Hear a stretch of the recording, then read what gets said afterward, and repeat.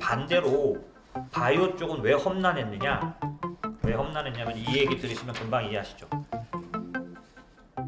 코로나가 터져서 셧다운 되는 바람에 임상이 다 중단됐어요. 그래서 숫자로 알려드릴게요. 2019년도에 한 달 평균 46건이 중단됐어요. 이 바이오 임상이. 근데 2020년 한 해 동안 2,000건 중단됐습니다. 상상하실 수 있겠죠? 예, 임상이 다 중단돼 버렸기 때문에 바이오 쪽의 기업들이 올라갈 수가 없었어요.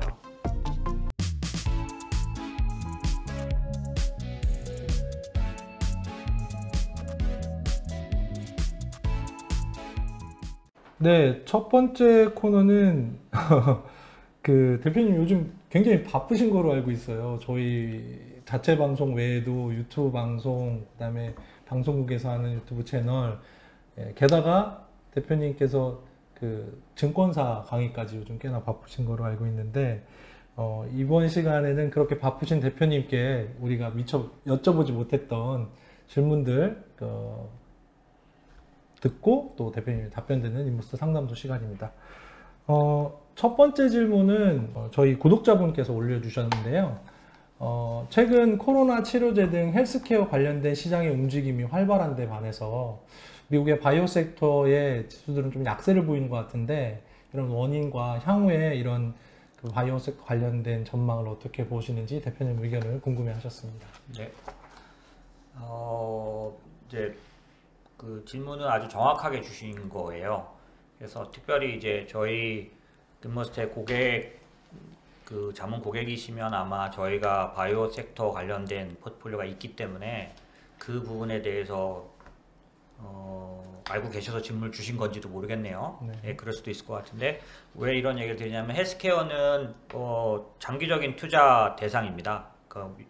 제 방송을 들어보신 분들은 아시겠지만 그 지금 현재 고령화되는 각 글로벌 국가들의 고령화 속도가 워낙 빠르고 강력해서 헬스케어는 지속적인 투자 대상, 관심의 대상인 게 분명해요. 사실 중국도 이미 늙어가고 있다 이런 말이 나오니까. 그리고 이 금융시장은 오늘 뭐 얘기 중에 그런 부분이 있을지 모르겠는데 이 고령화가 금융시장에 영향을 굉장히 크게 끼치고 있는 부분도 굉장히 많은데 어쨌든 헬스케어는 장기적으로 투자할 대상인데 이 헬스케어는 좀 투자를 위해서는 세분화된 내용들을 알고 계시는 게 필요해요. 바이오 섹터에 대한 질문을 주셨는데 이런 얘기를 왜 드리냐, 헬스케어가 분야가 4가지 있는데 4가지가 다 약세는 아니었거든요. 그래서 할 수 없이 분류를 먼저 아셔야 그 중에 바이오 섹터가 약세였다라는 거에 대해서 뭐 숫자라면 숫자를 알려드릴 거고 어느 정도였는지 그 다음에 왜 그랬는지 설명을 드릴 수 있고 그런데 22년에는 어떻게 될지 전망을 말씀드릴 수 있잖아요. 그래서 뭉뚱그려서 헬스케어를 전체적으로 약세였다고 보기에는 약간 차별화가 있었습니다. 그리고 헬스케어에 대해서는 지속적인 그런 투자 대상이라는 얘기는 미리 좀 먼저 드린 이유가 상당히 저희 인머스 같은 경우는 관심을 갖고 있는 섹터 중에 하나고 2017년도에 저희가 시작했는데 처음부터 투자했어요. 그래서 헬스케어 쪽은 꾸준히 이어오고 있고 그 안에서 현재는 세 부분을 투자하고 있습니다. 그런데 이제 헬스케어는 이제 말씀을 드리면 제약사 이거는 뭐 너무 당연하죠. 예, 그래서 그 우리 알고 있는 뭐 우리 한국의 회사들 중에서 뭐 예를 들면 유한양행, 뭐 동아제약 말 그대로 제약사죠. 예, 그런데 삼성바이오로직스 얘네는 제약사는 아니에요. 이게 지금 말씀하신 바이오 섹터입니다. 물론 미국이라고 말씀하셨지만 그 정확하게는 CMO죠. 예. 그래서 그런 것들이 있는 것처럼 기본적으로 이제 제약이 있고요. 제약사가 있고 두 번째가 지금 질문 주신 바이오 회사가 있습니다. 생명공학 관련돼서 이게 차이는 딱 들어도 조금은 느끼실 거예요, 아마. 그래서 바이오 섹터가 있고 그러니까 생명공학 쪽이 있고 세 번째는 의료 서비스라는 쪽이 있죠. 이게 뭐냐면 병원 운용하고 그 다음에 약 조제해서 이제 미국 같은 경우는 배달 다 되기 때문에 그래서 그런 쪽 의료 서비스 그 다음에 마지막은 의료기기라고 하죠.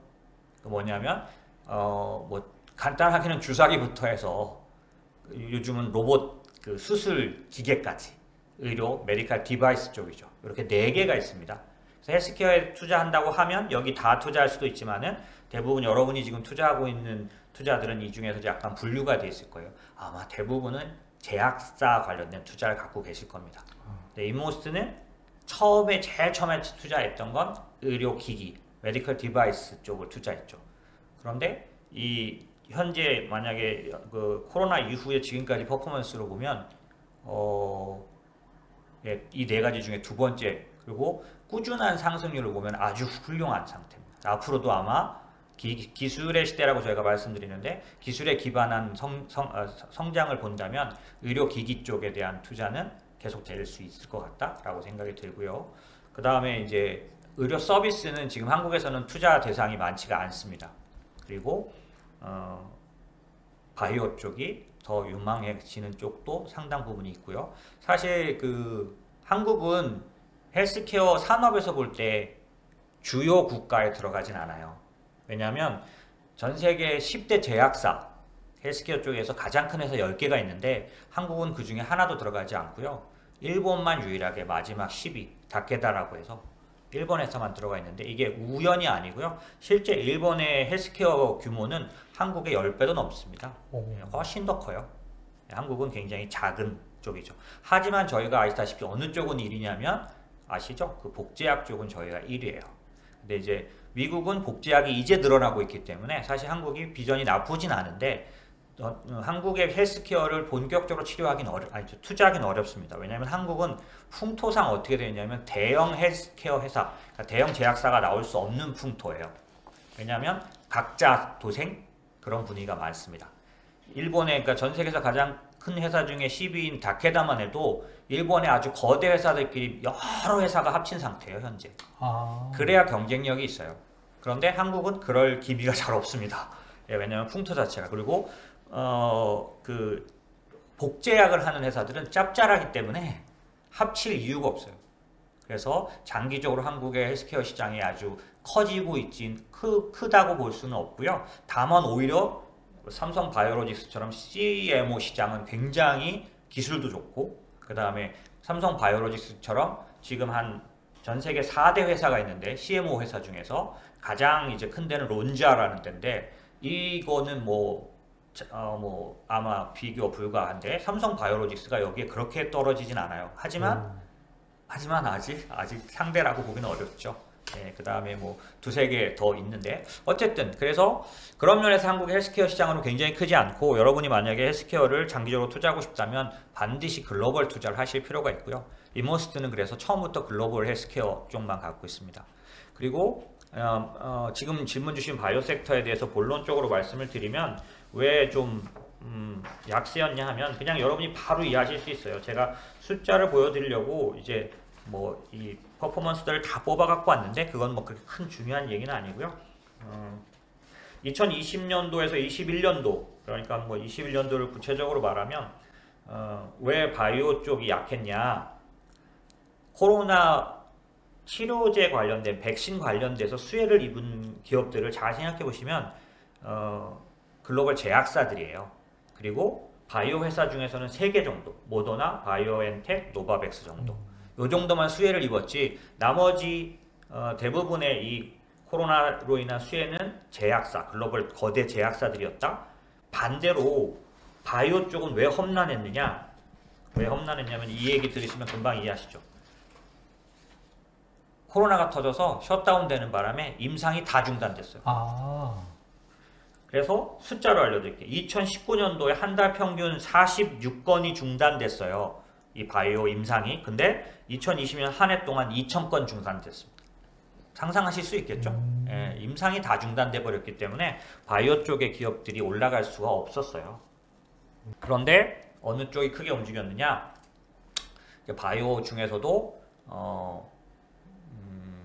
유전자 세포 치료제 쪽, 제가 여러 번 영상에서 말씀드렸기 때문에 진 테라피라고 말하는 그쪽은 굉장히 이제 움직였기 때문에 노벨상 타고 그러면서, 어쨌든 그래서 바이오 섹터는 지금 말씀드린 것처럼 임상 중단 때문에 기본적으로 수익을 낼 수가 없었다. 다만 저희같이 이제 저희 인모스가 갖고 있던 바이오 섹터에는 모더나나 이런 큰 기업들이 역할을 좀 해줬기 때문에, 모더나가 얼마 올랐냐면 상당히 많이 올랐어요. 그러는 바람에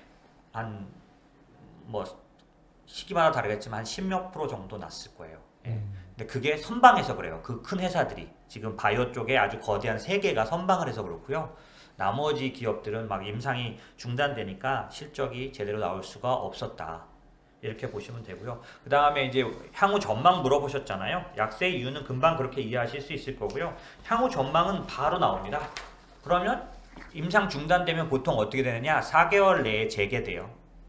보통 그렇게 돼 있습니다. 그래서 뭐 그래프들이 있는데 그거 보여드릴 수는 없고, 그래서 이제 2,000여 건 정도 중단된 게 기본적으로 다 재개가 되는데, 여기에 더 하나 추가적으로 알고 계셔야 될 내용이 뭐냐면 2019년도까지 바이오 쪽에 들어왔던 투자 금액은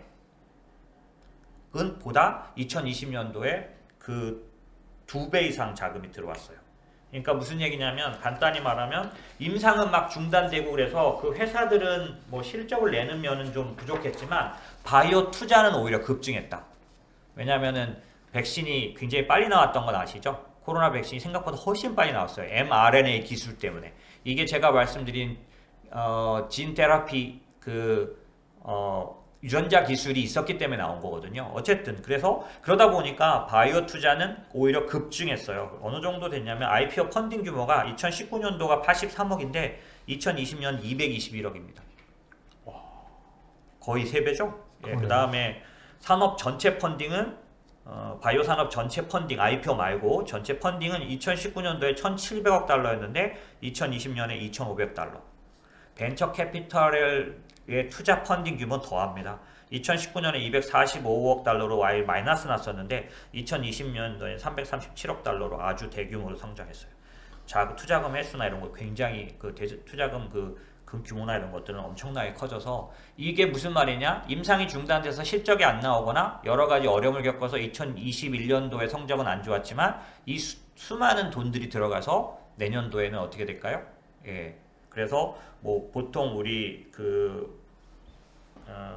헬스케어 커버하는 하우스들에서는 이제 이렇게 진한 글씨로 써 있습니다. 2022년은 바이오 섹터 투자에 관심을 가져라 이렇게. 예. 그러니까 반대로, 그러니까 그냥 임상이 취소돼서 그게 이제 다시 회복되면서 올라오는 정도가 아니라 더 집중적으로 투자가 들어왔으니까 거기에 더 빠른 속도의 상승이 있을 수 있어서 바이오 섹터에 대해서 가지고 있으신 게 있다면 뭐 그렇게 굳이 한국만 봐서는 아니고 이건 이제 미국 바이오 말씀드린 겁니다. 그렇게 보시면 되고, 그 중에서도 이제 저희가 좀 더 집중적으로 갖고 있는 아까 돈이 많이 몰려 들어왔는데 그 돈이 좀 차별적으로 움직였어요. 그래서 더 차별적으로 움직인 쪽은 어디냐면 유전자 세포 치료제. 아까 제가 말씀드린 것처럼 그쪽 시장이 굉장히 커졌는데, 저희는 이제 헬스케어 시장, 그러니까 특별히 이런 제약과 바이오 시장을 예상할 때 어떻게 예상하냐면, 아까 제가 론자라는 회사 말씀드렸잖아요. CMO 전 세계 1위. 그 회사와 비슷한 데가 이제 삼성 바이오로직스도 같은 데지만은 그러니까 비슷하게 유명한 데가 캐터란트라는 회사가 유명하고, 그 다음에 우리 포트폴리오에 들어가 있으니까 우리 고객들은 잘 알고 계실 텐데 서머피셔라는 회사가 있어요. 이 회사가 이제 CMO로 유명한 회사들인데, 이 CMO 회사들이 하고 있는 지금 관련된 프로젝트들을 분석하면요, 올해 년도에 내년도에 어느 쪽이 더 활발하게 성장할지를 짐작할 수 있어요. 왜냐하면 CMO들은 어떤 일을 하는 거냐면 이 치료제가 나오면 그걸 얘네가 생산하는 거잖아요. 그러니까 생산 들어가기 전에 프로젝트로 연결이 되게 돼 있어요. 그냥 들끼리 따로따로 다 하다가 니네한테 맡길까? 이러는 게 아니고 처음부터 프로젝트를 한 상태에서 결국 얘네들한테 맡기게 되는 거예요. 그러다 보니까 론자를 분석하면 내년도에 헬스케어 바이오 시장을 분석할 수 있어요. 근데 론자를 분석했더니 결론은 뭐냐면 유전자 세포 치료제 쪽으로 엄청난 돈과 움직임들이 있다. M&A도 엄청나게 많고요.